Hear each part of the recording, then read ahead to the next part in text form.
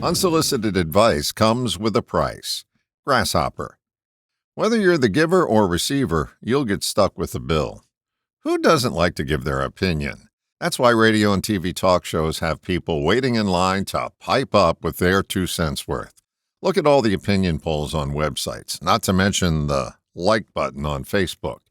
The sticky wicket comes about when we offer or receive advice that wasn't asked for. Reminds me of a story.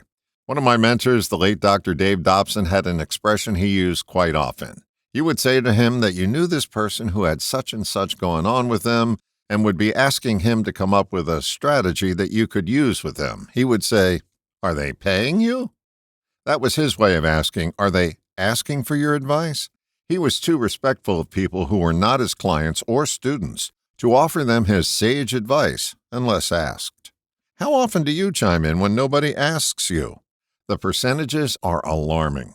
The price you pay is monumental.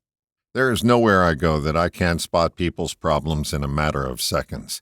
It's as easy for me as it is for a barber to spot a bad haircut.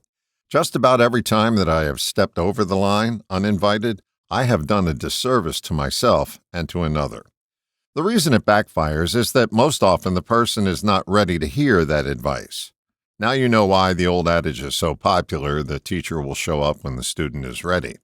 Your opinion is treated as an intrusion, which it is, and no matter how helpful or on the money it may be, it falls on deaf ears because it didn't have an invitation. People will take the pain your opinion has dredged up and associate it with you. Reminds me of another story. A lot of years ago, I offered an unsolicited opinion to someone who was dealing with an issue that I could see right through. It was crystal clear to me. I knew the cause and the solution to the problem and offered it up without being asked. That person holds that against me till this day.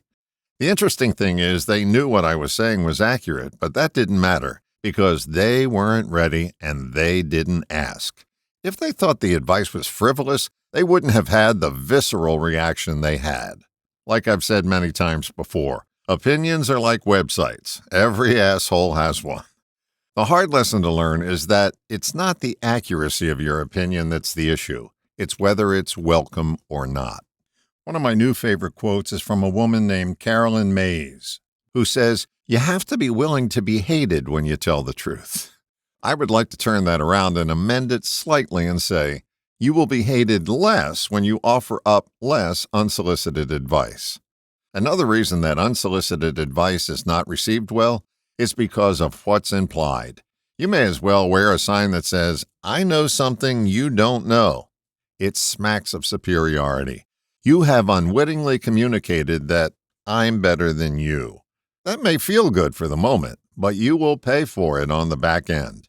This is just a suggestion to notice how alive and well unsolicited advice is, and the price you pay when you just have to have your say. Like they used to say in World War II, loose lips sink ships.